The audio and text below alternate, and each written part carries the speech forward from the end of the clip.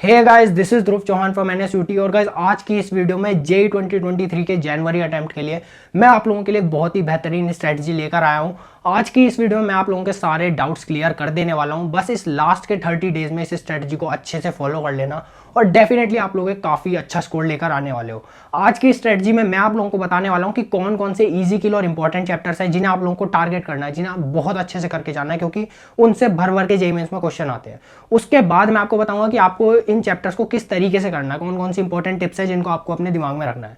उसके बाद मैं आप लोगों को बताने वाला हूं कि कौन कौन सी रिसोर्सेज को आप लोगों को फॉलो करके इन चैप्टर्स को कंप्लीट करना है, कि कहां से वीडियो देखनी है, कहां से प्रैक्टिस करना है। ये सभी चीजें आज की इस वीडियो में मैं आप लोगों को बताने वाला हूं। तो इस वीडियो के बाद आप लोगों के मन में कोई भी डाउट नहीं रहने वाला है। बस इन लास्ट के 30 डेज में इस स्ट्रेटजी को अच्छे से फॉलो कर लेना और आप लोग बहुत अच्छा करके आओगे अपने जेईई मेंस के जनवरी अटेम्प्ट में।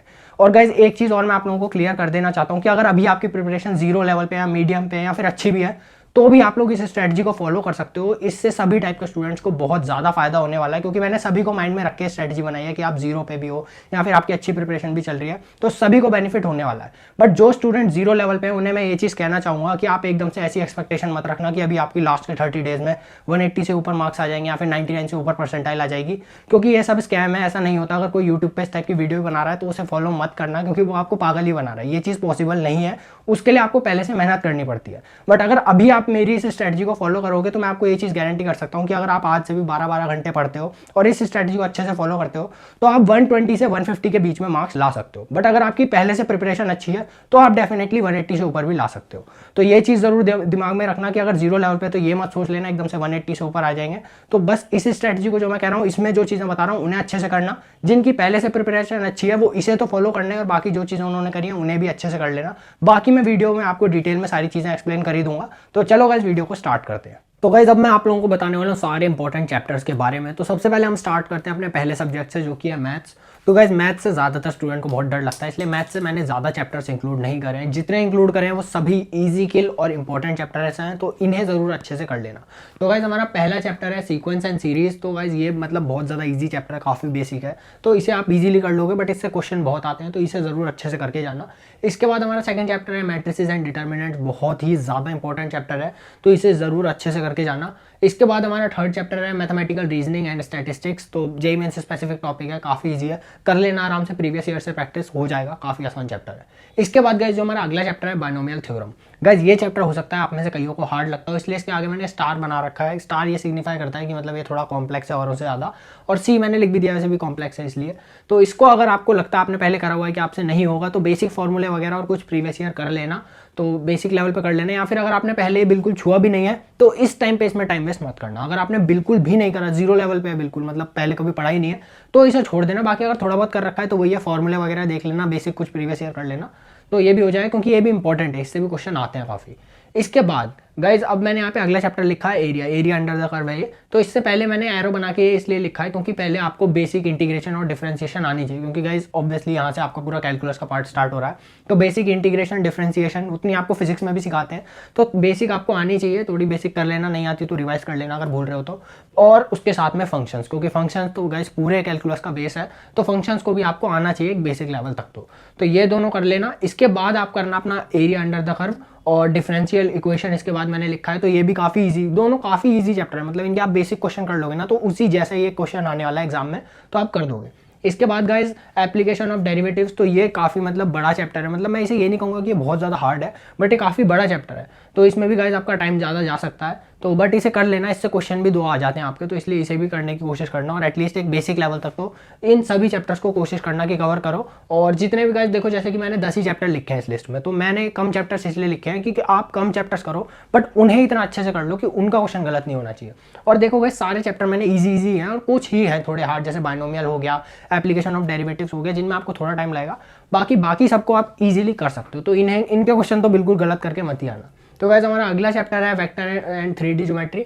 तो ये भी काफ़ी इजी चैप्टर है, मतलब इनके ऐसे क्वेश्चन होते हैं कि आप अगर उनकी प्रैक्टिस करके जाओगे ना प्रीवियस ईयर से, तो उन जैसे क्वेश्चन आपको एग्जाम में मिलने वाला है, तो इनकी ज़रूर अच्छे से प्रैक्टिस करके जाना, काफ़ी क्वेश्चन आते हैं इनसे। अब गाइस हमारा अगला चैप्टर है स्ट्रेट लाइन। तो स्ट्रेट लाइन भी गाइस कोऑर्डिनेट ज्योमेट्री का ऐसा पार्ट है कि मतलब इससे तो क्वेश्चन आना ही आना होता है। तो स्ट्रेट लाइन को जरूर अच्छे से करके जाना, काफी इजी चैप्टर, आपको दिक्कत भी नहीं होगी इसे समझने में।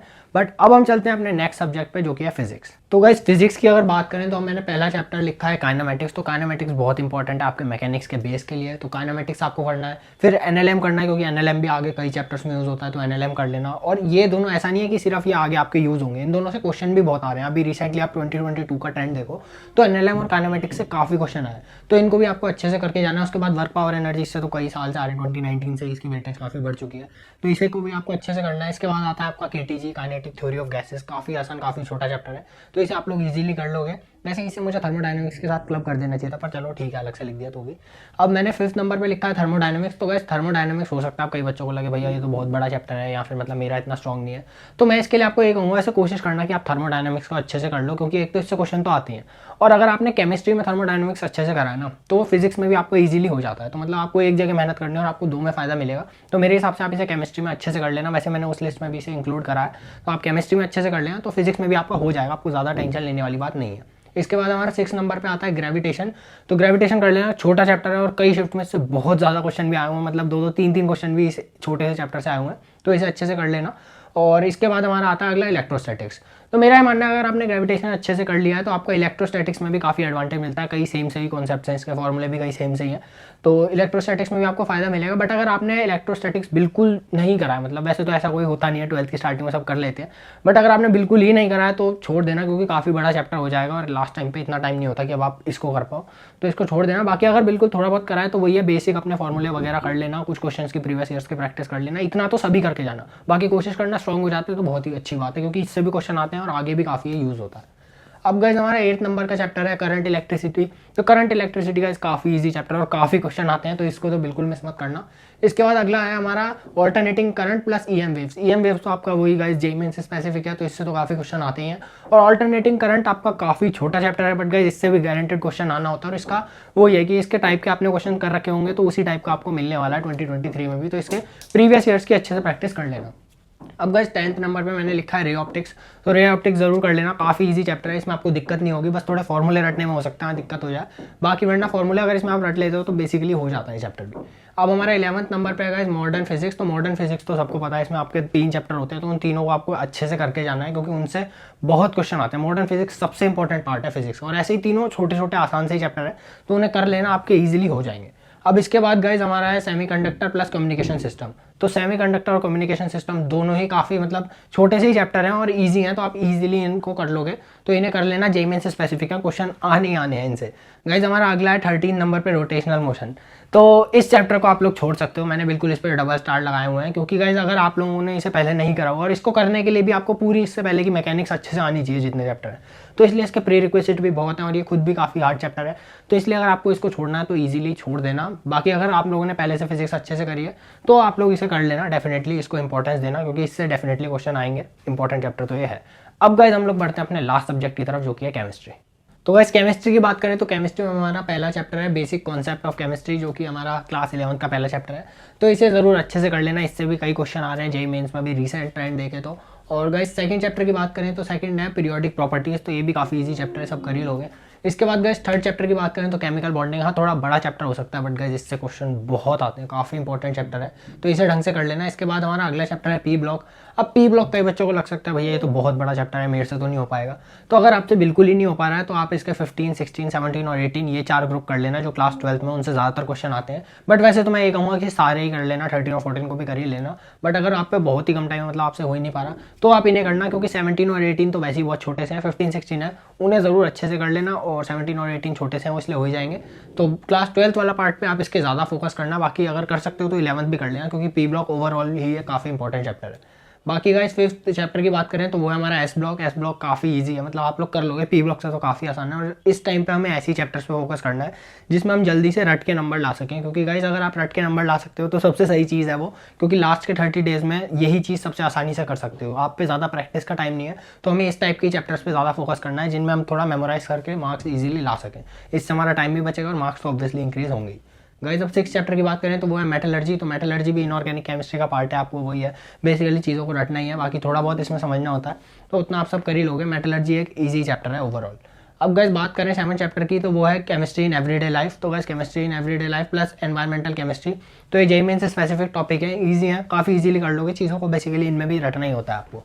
तो गाइस अब हम बात करें अपने 8 चैप्टर की, तो 8 है थर्मोडायनामिक्स। तो ये आपका ऑब्वियसली इसे आपको अच्छे से करना है, ये आपका फिजिक्स में भी बहुत काम आने वाला है, तो इसलिए इसे केमिस्ट्री में अच्छे से कर लेना ताकि केमिस्ट्री के भी मार्क्स सिक्योर हो जाए और फिजिक्स के भी। तो गाइस अब 9 चैप्टर की बात करें तो वो है जीओसी। तो जीओसी को ढंग से करना काफ़ी ज़्यादा इंपॉर्टेंट है, क्योंकि अभी देखो आप जनवरी अटैम्प्ट दे रहे हो, बट बाद में आप अप्रैल अटैम्प्ट भी दोगे, तो उस टाइम पे इस टाइप के जो बेस बिल्डिंग चैप्टर्स हैं बहुत काम आते हैं और जीओसी से क्वेश्चन भी बहुत आते हैं। तो इसलिए जीओसी को अच्छे से कर लेना। इसके बाद हाइड्रोकार्बन है, इसे भी अच्छे से करना, दोनों आपका ऑर्गेनिक केमिस्ट्री का पूरा बेस बिल्ड करते हैं, तो इन्हें ज़रूर अच्छे से कर लेना। इसके बाद हमारा 11 चैप्टर है biomolecules plus polymer. JEE mains specific topic है और इन दोनों में भी बेसिकली आपको रटना ही होता है, तो इनको भी अच्छे से आप लोग कर लेना।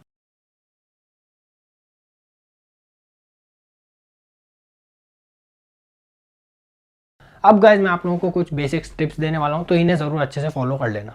तो गाइज सबसे पहली और काफ़ी ज़्यादा कॉमन डाउट जो आप लोगों के मन में आता है कि भैया ये स्ट्रेटजी क्या सिर्फ जनवरी के लिए है, तो नहीं यार, अगर आप लोग अप्रैल अटैम्प्ट भी जब इसके बाद दोगे जनवरी अटैम्प्ट में, उसमें भी ये स्ट्रेटजी आपको बहुत ही ज़्यादा फायदा देने वाली है, क्योंकि इसमें मैंने आप देखोगे चैप्टर्स को इस तरीके से अरेंज करा है कि अब जब आप जनवरी अटैम्प्ट दे दोगे ना, उसके बाद आपको अप्रैल अटैम्प्ट में भी बहुत ज़्यादा फायदा मिलने वाला है इस स्ट्रेटजी से। तो ये सिर्फ इस टाइप की स्ट्रेटजी नहीं है कि सिर्फ जनवरी अटैम्प्ट अच्छा हो जाए, कुछ ऐसे इंपॉर्टेंट चैप्टर बता दिए बाकी अप्रैल में कुछ नहीं होगा। इसको अगर आपने अच्छे से फॉलो करा ना, तो आपका अप्रैल अटैम्प्ट में भी आपको बहुत फायदा मिलेगा, क्योंकि आपका काफ़ी सारा इंपॉर्टेंट बेसिक चैप्टर्स हो चुके होंगे, उसके बाद आपको बचे हुए चैप्टर्स और इजीली आपके हो पाएंगे। तो इसलिए इसको अगर आप फॉलो करने वाले हो तो आपका अप्रैल अटेम्प्ट में भी आपको काफ़ी ज़्यादा एज मिलने वाला है। अब दूसरी चीज़ मैं आप लोगों को कहूँगा कि आप में से कईयों को हो सकता है, जैसे कि मैंने बाइनोमियल थ्योरम और कुछ इस टाइप के चैप्टर्स लिखे हैं, तो आपको उनको करते हुए शायद वो आपसे ना हो। तो मैं आपको ये कहूँगा, अगर आपसे कोई चैप्टर मतलब नहीं हो पा रहे ना, या फिर मतलब आपको बिल्कुल लग रहा है आपने पहले वो चैप्टर करे हुए हैं कि मेरे से नहीं होते यार, ये तो मेरा वीक पॉइंट है, तो जो आपके वीक है ना, जो वीक पॉइंट है और आपको पता है कि आपके वीक पॉइंट है, तो उन पर टाइम बिल्कुल मत वेस्ट करो। उन चैप्टर्स को छोड़ के अपने स्ट्रॉन्ग चैप्टर्स पे फोकस करो। आपको इस टाइम पे अपने स्ट्रॉन्ग चीज़ों पे फोकस करना है। लास्ट के 30 डेज में मार्क्स स्कोर करने का यही तरीका होता है। आप उन चैप्टर्स को छोड़ दो। मुझे पता है कई बार हमें टेंशन होती है कि नहीं यार बाइनोमियल से तो हर शिफ्ट में 2 क्वेश्चन आ रहे हैं। अरे यार, किसी को नहीं पता कि शिफ्ट में कितने क्वेश्चन आएंगे। हो सकता है यार तुम्हारी किस्मत अच्छी हो या फिर बुरी भी हो, मान लिए 2 क्वेश्चन आ भी गए, तो उन 2 को छोड़ के बाकी जो 28 है उन पे फोकस कर लो, या फिर 25 है तो आप 22 पे फोकस कर लो। तो ये सबसे सही चीज़ रहती है। आपको उन पे फोकस नहीं करना जो आपको वीक पॉइंट है, क्योंकि उन 2 के चक्कर में आप अपने और 4 क्वेश्चन और छोड़ दोगे। तो इसलिए आपको अपनी ईगो पे नहीं ले लेना कि यार रोटेशनल का क्वेश्चन नहीं हुआ। आपको रोटेशनल की जगह आप सेमीकंडक्टर का कर दोगे तो उससे भी 4 ही मार्क्स मिलेंगे। तो अपने स्ट्रॉन्ग पॉइंट्स पे फोकस करना है, उन्हें इतना अच्छे से करना है कि अगर उनसे क्वेश्चन आ रहा है ना यार, तो वो बिल्कुल आपका गलत नहीं होना चाहिए। और यार एक स्ट्रेटजी मैं आप लोगों को बताना चाहूँगा, PRM, मतलब काफ़ी सिंपल सी है। P मतलब कि प्रैक्टिस। सबसे ज़्यादा फोकस अपना प्रैक्टिस पे रखना है इन लास्ट के 30 डेज में, क्योंकि यार प्रैक्टिस सबसे ज़रूरी चीज़ है। आप थ्योरी कितनी पढ़ लो, अगर आपने प्रैक्टिस नहीं करी ना तो आप नहीं अच्छा कर पाओगे एग्जाम में, ये फैक्ट है। चाहे इनऑर्गेनिक केमिस्ट्री भी है तो उसमें भी आपको प्रीवियस ईयर से प्रैक्टिस करनी पड़ेगी, क्योंकि वही कॉन्सेप्ट ज़्यादातर रिपीट हो रहे होते हैं। तो प्रीवियस ईयर बहुत आपकी मदद करने वाले हैं, तो अच्छे से प्रैक्टिस करनी है। और रिवीजन तो यार भले ही सिलेबस थोड़ा कम कर लो, पर रिवीजन करते रहो। अगर मान लो तुम 10 चैप्टर कर सकते हो और 8 ऐसे कर सकते हो कि 8 का रिवीजन कर सकते हो, मतलब 2 चैप्टर छोड़ दो पर उन 2 चैप्टर का टाइम अपने रिवीजन को दे दो, तो तुम्हारा स्कोर ज़्यादा अच्छा आ जाएगा। तो इसलिए रिवीजन को बिल्कुल नहीं छोड़ना। ये इस चक्कर में नहीं पढ़ना। मुझे पता है लास्ट के टाइम पे हमें लगता है कि यार ज़्यादा से ज़्यादा सिलेबस कवर कर लूँ, जैसे इस लिस्ट में भी कई बच्चों को लगेगा भैया बहुत चैप्टर है, तो यार छोड़ दो। कुछ चैप्टर अगर छूटते हैं तो छूट जाए, बट अगर तुमने कम भी करे हैं तो उनका यार रिवीजन करना बहुत ज़्यादा इंपॉर्टेंट है। क्योंकि अगर तुमने रिवीजन नहीं करा ना, तो तुम चाहे पूरी कितनी लिस्ट कर लो, सारे 90 के 90 चैप्टर जेईई मेंस के सिलेबस का कर लो, तब भी तुम्हारे अच्छा मार्क्स नहीं आएंगे, क्योंकि तुम्हें कुछ आता ही नहीं होगा। रिवीजन बहुत इंपॉर्टेंट है यार। हर दिन मतलब अपना आधे से 1 घंटा रिवीजन के लिए ज़रूर निकाला करो, और 1 घंटा हर दिन रिवीजन करना ही करना है। तो ये चीज़ ज़रूर फॉलो करनी है। और M का मतलब है मॉक टेस्ट। तो जब आपका 50% या 60% सिलेबस हो जाए तब मॉक टेस्ट देने स्टार्ट करने हैं। इससे कम पे मेरे को कोई पॉइंट लगता नहीं है, क्योंकि इससे कम पे आपसे क्वेश्चन वैसे भी नहीं होंगे। तो इसलिए आप इतने % सिलेबस करके मॉक टेस्ट देना। और अगर आपका बिल्कुल एंड तक नहीं हो पा रहा है तो मेरे हिसाब से पेपर में जाने से पहले यार 2 से 3 मॉक टेस्ट तो मिनिमम है, मतलब इतने तो यार देने ही देने हैं। तो गाइज अगर हम बात करें रिसोर्सेज की, तो रिसोर्सेज में अभी आपको मेरे हिसाब से 1 शॉट को रेफर करना ज़्यादा सही रहेगा। बट उन 1 शॉट लेक्चर्स को बिल्कुल रेफर मत करना जो 30 से या फिर 1 घंटे में आपको पूरा चैप्टर कवर कर रहे हैं। उसमें आपके क्योंकि गाइज ऑब्वियसली कॉन्सेप्ट मिस हो रहे होंगे और चीज़ों को आप अच्छे से अंडरस्टैंड नहीं कर पाओगे। तो मुझे 2 सीरीज 1 शॉट की बहुत अच्छी लगी। एक तो मंजिल 2.0 जो कि आपको जेईई वाला चैनल पर मिल जाएगी, और एक बाउंस बैक सीरीज जो आपको अनअकैडमी एटम्स में मिल जाएगी। तो ये दोनों सीरीज को आप डेफिनेटली फॉलो कर सकते हो, काफ़ी अच्छी सीरीज है 1 शॉट के लिए। इसके बाद गाइज अगर आपको रिवीजन करना है तो एक रिवीजन चेकलिस्ट है फिजिक्स फिजिक्स गैलेक्सी जो आशीष अरोड़ा सर का चैनल है, वहाँ पे आपको मिल जाएगी। इसमें काफ़ी अच्छे से उन्होंने रिवीजन कराया है, तो आपका आधे घंटे 1 घंटे में काफ़ी अच्छे से रिवीजन करवा देते हैं। तो रिवीजन के पर्पज़ से आप इसको देख सकते हो। बाकी फोर्थ गाइस PYQs प्रैक्टिस के लिए सबसे अच्छा आप पे पूरा क्वेश्चन बैंक है ये। 2019 से 2022 तक के सारे PYQs अच्छे से करके चले जाना समझ के। गाइस मैं कह रहा हूँ भले ही आप 2019 से 2022 तक के भी अगर सारे नहीं कर पा रहे हो, बट जितने भी कर पा रहे हो उनको अच्छे से समझ के करना, क्योंकि ये चीज़ बहुत इंपॉर्टेंट है। गलती मैंने खुद करी थी। हम सोचते हैं कि यार सारे कर लेता हूँ, इन्हीं में से आएंगे, इन्हीं में से नहीं यार, कॉन्सेप्ट रिपीट होते हैं, क्वेश्चन रिपीट हो ना हो उस चीज़ की कोई गारंटी नहीं है। तो जितने कर रहे हो यार अच्छे समझ के करना। बाकी 2019 से 2022 तक के कोशिश करना है सारे कर लो और अच्छे से समझ के करना, ये सबसे इंपॉर्टेंट चीज़ है। तो ये बहुत सही चीज़ है। प्रैक्टिस सिर्फ इन्हीं से करनी है, बाकी किसी और रिसोर्स पर मत जाना। इनसे आपको पता चलेगा कि जेईई मेंस में क्वेश्चन भी इतने हार्ड नहीं आते हैं। जैसे जब हम NLMB कोचिंग में कर रहे होते हैं तो उसके बहुत हार्ड क्वेश्चन हमसे करवाते हैं, बट आप जब जेईई मेन के देखोगे तो यार इतने हार्ड एक्चुअल में नहीं आते हैं। तो आपका कॉन्फिडेंस भी काफ़ी बूस्ट होगा और आपको रियलिटी का भी पता चलेगा असलियत में कैसे क्वेश्चन आते हैं। बाकी गाइस अगर अब मैं लास्ट रिसोर्स की बात करूं तो मतलब काफ़ी अच्छी रिसोर्स है, आप लोग ट्राई ज़रूर करना। मैंने अपने सारे शॉर्ट नोट्स और फुल नोट्स अपने टेलीग्राम चैनल पे डाले हुए हैं, तो उसे ज्वाइन कर लेना। वहाँ से आप उन्हें फ्री में डाउनलोड कर सकते हो, तो उन्हें ज़रूर अच्छे से डाउनलोड कर लेना और उनसे रिवीजन करना, क्योंकि मैंने पूरा माइंड मैप टाइप एक ही पेज पर आपको पूरे शॉर्ट नोट्स बना रखे हैं, बहुत अच्छे तरीके से बनाए। तो उन्हें ज़रूर डाउनलोड करके देखना, आपको काफ़ी बेनिफिट होगा उनसे भी। तो गाइस यही सारे रिसोर्सेज वगैरह और ये जो पूरा प्लान मैंने आप लोगों को बताया, इसको अगर आप लास्ट के 30 डेज फॉलो करते हो तो डेफिनेटली आप जनवरी अटेम्प्ट में काफ़ी अच्छा करके आने वाले हो और आपको अप्रैल अटेम्प्ट में भी काफ़ी एज मिलेगा। तो इसको ज़रूर अच्छे से फॉलो करना और मुझे कमेंट करके बताओ यार 12 आवर चैलेंज यार सब ले लो। देखो लास्ट के 30 डेज़ की बात है यार, इसमें तो जान लगा दो यार, क्योंकि अगर अब तुम इतने कम टाइम में अपनी मेहनत अच्छे से नहीं कर सकते हो तो यार तुम्हें तुम्हारा ड्रीम कॉलेज डिजर्व नहीं करता है। तो इसलिए यार लास्ट के 30 डेज़ में 12 आवर चैलेंज ले लो। मुझे कमेंट करके बताओ कि यार 12 hour I have accepted 12 hour challenge या कुछ भी इस टाइप का, और कमेंट करके बताओ यार अगली वीडियो किस टॉपिक पे चाहिए, मैं उस पर बना दूंगा। क्योंकि यार ये लास्ट के 30 डेज़ में हमें पूरी मेहनत करनी है यार, अच्छा स्कोर तो लेके आना ही है। तो यार तुम लोग मेहनत करते रहो, मैं भी और अच्छी वीडियोस लाऊंगा। तो चैनल को सब्सक्राइब नहीं करा तो सब्सक्राइब भी कर दो। मैं मिलता हूँ अगली वीडियो में, तब तक के लिए आप लोग मेहनत करते रहो और गाइस फोड़ते रहो।